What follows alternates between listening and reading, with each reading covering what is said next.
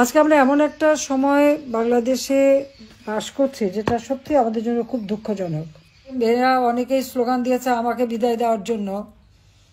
আমার বিদায়ের পরে আজকে বাংলাদেশে কি অবস্থাটা আপনারা দেখেন। আজকে মেয়েদের সম্মান নাই। মাইকিং করে বলা হয় মেয়েরা বাজারে যেতে পারবে না। মেয়েরা কিভাবে কাপড় চোপড় পরবে সেটাও জন্য একটা নির্দেশনা দিয়ে দেওয়া হয় এবং মেয়েদেরকে ঘর থেকে যেন বের হতে না পারি। আর অনবরত এখন তো ধর্ষণ জন্য একটা মহা উৎসবে পরিণত হয়েছে। যখন আওয়ামী লীগ ক্ষমতায় ছিল এরকম ইপটিজিং বা ধর্ষণ যেটা যখন হলো তখন সঙ্গে সঙ্গে আমি আইন করে দিয়েছিলাম। এমনকি যে ধর্ষক তার পরিচয়টাই যেন প্রচার হয় এবং তার ক্যাপিটাল পানিশমেন্ট যাতে হয় সেভাবে আইন করে দিয়েছি। কিন্তু এই 2024 সালের আগস্ট মাসের 5ই আগস্টের পর থেকে আজকে কি অবস্থা বাংলাদেশে? মেয়েদের সব অধিকার একে একে কেড়ে নেওয়ার চেষ্টা বাস করছে, যেটা সত্যি আমাদের জন্য খুব দুঃখজনক। হাটে ঘাটে মাঠে মেয়েদেরকে অনবরত লাঞ্ছিত করা হচ্ছে। ক্ষমতা এসেছে একজন সুদখোর জঙ্গি নেতা ইউনূস, তার আমলে তো কেউ আন্দোলন করতেই পারছে না। 7 জুলাই থেকে 14 জুলাই পর্যন্ত আমাদের ছেলেমেয়েরা যে আন্দোলন করেছে বা 15 জুলাই পর্যন্ত আন্দোলন করেছে, কই তাদের উপরে টিয়ার গ্যাস মারা, সাউন্ড গ্রেনেড মারা আমরা তো কিছুই করিনি। অথচ এখন মহিলা শিক্ষক বাচ্চা নিয়ে আছে, তার উপরে গরম পানি মারা হচ্ছে, তাকে গ্রেপ্তার করা হচ্ছে। মেয়েদের কাপড় চোপড় ছেড়ে স্বাধীনতা নষ্ট করা হচ্ছে, ওড়না টেনে নিয়ে যাওয়া হচ্ছে। এই ধরনের অনাচার কিন্তু চলছে। মাদ্রাসার শিক্ষকরা আন্দোলন করেছে, তাদের উপরে হামলা, 2 জন মারা গেছে, সেটা লাশ গুম করে ফেলা হয়েছে। গার্মেন্টসের মহিলা শ্রমিকরা আন্দোলন করতে গেছে, সেখানেও তাদেরকে হত্যা করা হয়েছে এবং তাদের উপরে চড়া হয়েছে। এখন সাথে সাথে তাদের উপরে নির্যাতন। ছাত্ররা আন্দোলন করে, সেখানেও নির্যাতন। আজকে আমাকে কেউ স্বৈরাচার বলে, তাহলে আপনারা বিচার করে দেখেন তো স্বৈরাচারটা কে? আমি তো সহনশীলতা দেখিয়েছি, আন্দোলন করেছে, সংগ্রাম করেছে, আমরা সহনশীলতা দেখেছি, আলোচনা করেছি, ছাত্রদের সব দাবি মেনে নিয়েছি। দাবি মানার পরেও তাদের এক দফা। অর্থাৎ আমি আর রেহানা 15 আগস্ট তো আমরা 2 বোন বেঁচে গিয়েছিলাম, কাজে আমাদের হত্যা না করা পর্যন্ত মনে হয় তাদের শান্তি ছিল না। কিন্তু রাখে আল্লাহ মারে কে, এটাই তো আমার জীবনে বাস্তবতা। গ্রেনেড হামলা, গুলি, বোমা, অনেক কিছুই তো বাংলাদেশের মাটিতে ফিরে আসার পর থেকে, সে 81 সালে আসার পর থেকেই তো আমাকে এর মুখোমুখি হতে হয়েছে। জানি না, আল্লাহ রাব্বুল আলামিন বারবার বাঁচিয়ে দিয়েছেন, তথা বাংলাদেশের মানুষের জন্য কিছু ভালো কাজ করার জন্যই তিনি এবারেও আমাদেরকে রক্ষা করলেন। কিন্তু আমি যেখানেই থাকি, যত দূরেই থাকি, আমার মনটা বাংলাদেশেই আছে। আর আমাদের নারী সমাজ আজকে যেভাবে নির্যাতিত নিগৃহীত হচ্ছে, আমি তার নিন্দা জানাই। এবং এই ডক্টর ইউনূস এ তো রাষ্ট্র চালাতে সম্পূর্ণ ব্যর্থ, রাষ্ট্র পরিচালনা ব্যর্থ। তিনি নারীর ক্ষমতায়নের কথা খুবই বলেন, দারিদ্র্য বিমোচনের কথা বলেন, কিন্তু কতটুকু দারিদ্র্য বিমোচন করতে পেরেছে?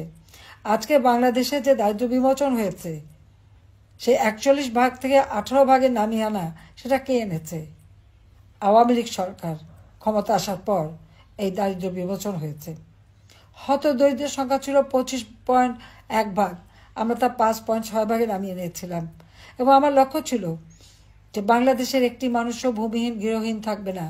আমি যে আশ্রয়ণ প্রকল্পে ঘর বাড়ি তৈরি করে দিচ্ছি, সে 96 সাল থেকেই পর্যন্ত যাদের দিচ্ছি, সব জায়গায় আপনারা দেখবেন নারী পুরুষের ওই ঘরে 2 কাঠা করে জমি এবং ঘর, সেখানে কিন্তু নারী পুরুষের সমান অধিকার দিয়ে দিয়েছি।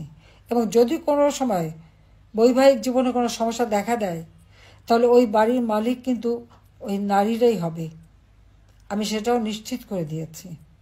অর্থাৎ আমার দেশের নারীরা তারা নিরাপদে থাকুক, তারা নিজেদের জীবন জীবিকা যথাযথভাবে করতে পারুক, সবসময় সেই চেষ্টাই আমি করে গেছি, সেই পদক্ষেপই আমি নিয়েছি। এবং যা বলতে গেলে আমার মায়ের কাছ থেকে শেখা।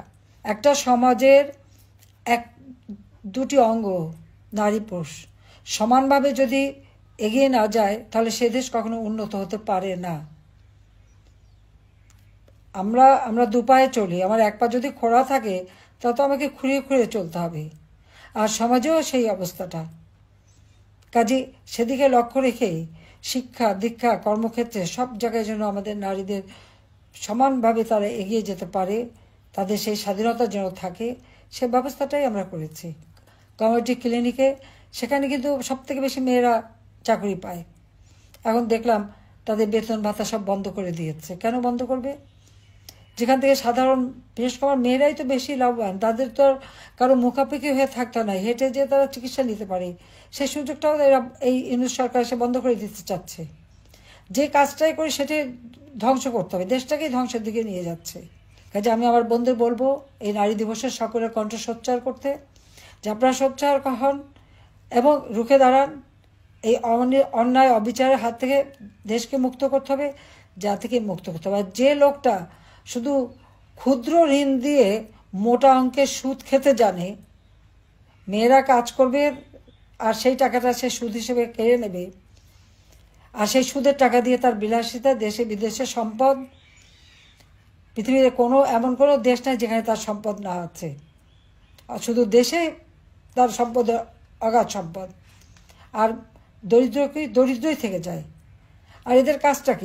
এরা দারিদ্র্যকে লালন পালন করে, কারণ দারিদ্র্য না থাকলে তাদের ক্ষুদ্র ঋণের ব্যবসা চলবে না, মোটা অঙ্কের সুদ খেতে পারবে না। আর আমার প্রচেষ্টা ছিল আমার দেশের মানুষ এবং মা বোনেরা মুখাপেক্ষি হবে না, নিজেরা কাজ করবে, নিজেরা উপার্জন করবে, নিজের জীবন মান উন্নত করবে, এবং সেভাবে কিন্তু দেশটা উন্নত আমরা করেছিলাম। বাংলাদেশ বিশ্বে একটা উন্নয়নের রোল মডেল হিসেবেই কিন্তু প্রতিষ্ঠিত হয়েছিল। আজকে সমস্ত অর্জনগুলি একে একে ধ্বংস করে দিচ্ছে। বাংলাদেশ এখন ধ্বংসের কিনারে। জঙ্গি যত সন্ত্রাসী, তাদেরকে জেলখানা থেকে মুক্ত করা হয়েছে। আর আমাদের আওয়ামী লীগ নেতাকর্মী, সাংবাদিক, সংখ্যালঘু সম্প্রদায়, ডাক্তার, কেউ বাদ যাচ্ছে না, পেশাজীবী, তাদেরকে গ্রেপ্তার করে বন্দি, হত্যা করে, একদিকে হত্যা করছে, একদিকে মামলা দিচ্ছে, একদিকে বন্দি করছে। এমনকি আমাদের নারী সাংবাদিক, তারাও তো রেহাই পাচ্ছে না, তাদেরকেও গ্রেপ্তার করা, তাদের বিরুদ্ধে মামলা। চাকরি ক্ষেত্রে যেখানেই আমাদের সরকারি বা স্বায়ত্তশাসিত প্রত্যেক প্রতিষ্ঠান থেকে, এবং পুলিশ বাহিনী, এমনকি সেনাবাহিনীর অবসরপ্রাপ্ত অফিসার হোক আর যে হোক, প্রত্যেকে চরমভাবে অপমান করা হচ্ছে। তাদের বিরুদ্ধে মামলা দেওয়া হচ্ছে, মিথ্যা মামলা, তাদের কারো পাসপোর্ট বাতিল করা হচ্ছে, নানাভাবে মানুষকে হয়রানি করছে। এভাবে যদি সব ক্ষেত্রে হয়রানি করে, তাহলে একটা রাষ্ট্র পরিচালনা করবে কিভাবে? শুধু নিজেরা বসে বসে ক্ষমতার ভাগরুটি খেলেই চলবে? এক একজনের তো ইতিমধ্যে আঙুল ফুলে কলা গাছ হয়ে গেছে। কাজে এই অবস্থায় একটা দেশ চলতে পারে না। কাজে আমাদের আজকে বোনেরাও, নারী সমাজকেও রুখে দাঁড়াতে হবে এবং সকলকে একবার সাথে এগিয়ে যেতে হবে, যাতে করে এই বাংলাদেশটা, আমরা এই দেশের যে স্বাধীনতা অর্জন করেছি, আমাদের স্বাধীনতা সংগ্রামে নারী পুরুষ নির্বিশেষ সবাই কাঁধে কাঁধ মিলিয়ে কিন্তু রণক্ষেত্র থেকে শুরু করে সব জায়গায় সমানভাবে কাজ করে গেছে। কাজে এই দেশ আমরা লাখো শহীদের রক্তের বিনিময়ে অর্জন করেছি। জাতির পিতা বঙ্গবন্ধু শেখ মুজিব আমাদের স্বাধীনতা দিয়ে গেছেন। কাজে এই স্বাধীনতা এবং বাংলাদেশের অর্থনৈতিক অগ্রযাত্রা বারবার যারা ব্যাহত করছে, সেই সুদখোর জঙ্গি শাসক ইউনূস এর হাত থেকে দেশকে রক্ষা করতে হবে, নারী জাতির সম্ভ্রম রক্ষা করতে হবে, নারী জাতিকে রক্ষা করতে হবে এবং দেশকে এগিয়ে নিয়ে যেতে হবে।